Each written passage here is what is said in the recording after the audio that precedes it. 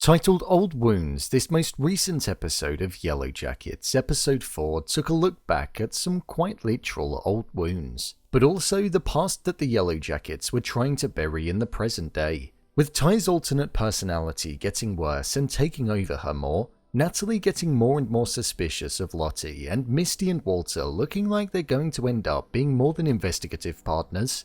Let's recap, break down, and explain all that there was to take away from this most recent episode. So let's get into it. Here is Yellowjackets Season 2 Episode 4 Ending Explained.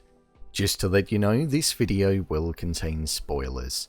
As we embarked onto the ending of the episode, we saw that there were many revelations that took place.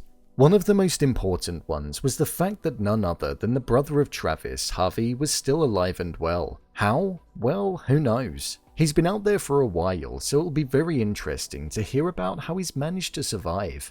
With him going back to the cabin, it looked as though he almost didn't recognize his brother Travis, so I do wonder how different he will actually be. Considering that Ty and Vanessa weren't actually that far away from the cabin, I do wonder how they've not stumbled across him before. But one thing that this does mean, and something that has a focus and will be present in the future, is the fact that Lottie was correct. Lottie had been saying that Javi was alive for a long while, so her visions and powers must have had some sense of truth to them. We witnessed Lottie trying to utilize her powers in the hunt that was taking place, and it ultimately led her down a rabbit hole of having a vision of all of the Yellowjackets in a shopping mall, where Laura Lee informed her that she needed to leave. Laura Lee is somebody that always seems to pop up in her visions, so she does hold some importance. Maybe it's the guilt and responsibility that Lottie feels. Within the present day, Lottie was looking as though she was also having visions again, and there was a focus on the fact that in the past, something bad happened when she started getting them, which we saw her have in the most recent episode. I do wonder how bad her visions are going to get and the consequences that we could potentially end up seeing occurring. We also found out that she'd been having an appointment with a psychologist once every 6 months for the past 10 years, which shows that although she preaches to everybody that everybody in the cult's anchor should be at the compound, she doesn't believe in that herself, as her anchor is outside. There's a sense of shame that comes with the fact that she visits her psychologist too, as when she was going there she told Nat that she was going to the bank, so there are probably more things that she is hiding. Maybe within that cupboard that Natalie is interested in looking in.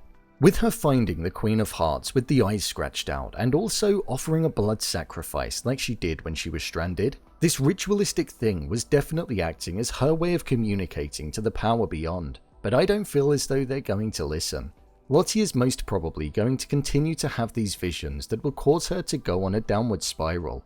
One other large reveal that we had in this episode was the fact that Ty reunited with Vanessa in the present day. All throughout this season, we've seen that Vanessa has been of great importance to Ty when she's needed the help in the past. So much so that she's been keeping an eye on her when she's been walking around at night, and also creating a map of all of the different locations where the symbols have been found.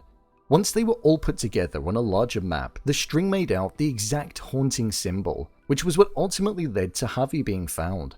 Ty is extremely connected to everything that is occurring, but she refuses to allow herself to speak with Lottie. And judging by the fact that Ty is still having these visions and blacking out in the present day, I'm going to imagine that she never addressed it in the past.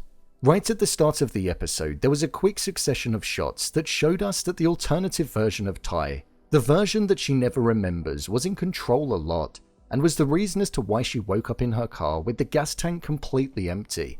There's a reason that Ty is being led to Vanessa in the present day, and it seems as though they've not seen each other in years, judging by the way that Vanessa reacted when she saw her.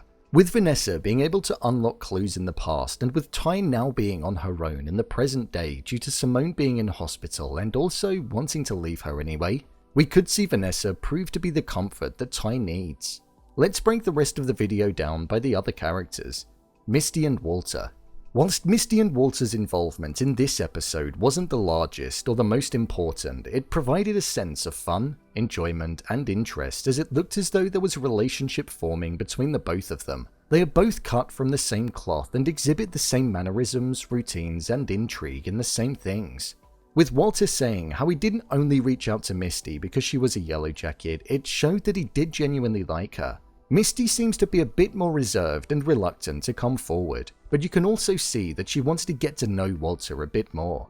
I imagine as the season goes on, the pair will grow closer, and who knows, maybe they'll only get one room if they stay at a motel again. In the next episode, it looks as though they're going to be able to locate Natalie at the compound, so I do wonder where Misty will go in the show moving forward, as that has been the main focus. Shauna. Shauna. Why did you go and tell Callie for? I feel this is going to be something that's most definitely going to come back and get both Shauna and Jeff. Obviously, Callie doesn't know that the person that she's meeting with is an undercover cop who's working with Kevin. So all of the conversations that they've had are most definitely going to be used against her family. I feel Shauna showed a real evil side to her in this episode, and a side that definitely made me like the character less. The way that she was so flippantly talking about the fact that she killed Adam so calmly, who was actually innocent, was a moment that was extremely disturbing. But as we know, she's done some disturbing things when she was stranded, so there's definitely that side to her. I understand why she decided to tell Callie, but I feel it's going to have the opposite effect. Other important moments. There were a few other moments in this episode which were small, but I feel held some importance. One was the fact that Mari was still hearing the dripping and being the source of the conflict within the cabin. Her loyalty to Lottie is something that is a bit obsessive, and I feel it's only going to get worse as the season develops. Ben made a hint about being eaten, which is a theory that I feel everybody is predicting is going to happen, so I thought that was a nice touch too. Nat saw a lot of herself in Lisa, hence why we saw her sticking up for her in front of her mother and also taking her fish. I imagine we're most likely going to see the pair grow closer as the season develops, and maybe even Nat could get Lisa on her side when it comes to getting dirt on Lottie, or finding out the information that she's looking for. And then there was also the scene of the mouse being found, a sense of humanity being shown to a creature and it not being eaten.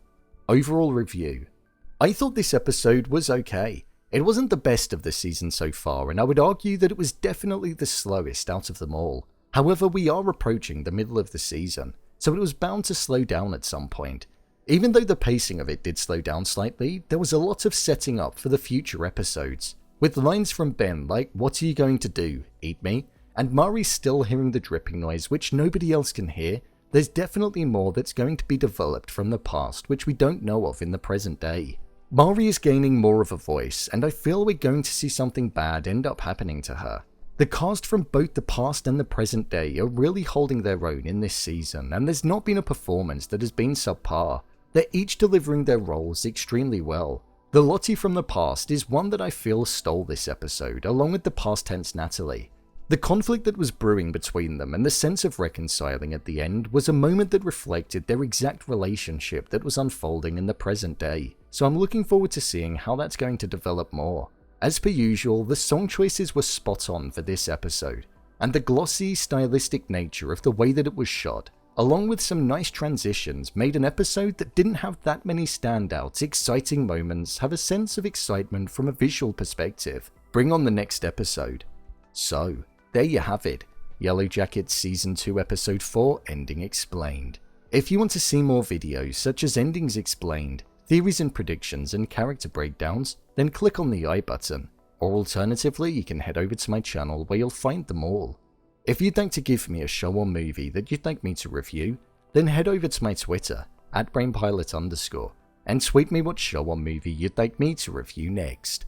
And finally, if you'd like to see what I rate the latest movies that don't quite make the cut to getting a dedicated video, then head over to my Letterboxd profile. It's where I rate the latest releases in real time. What did you think of this episode? Leave a comment down below, and don't forget to subscribe. I'll see you next time.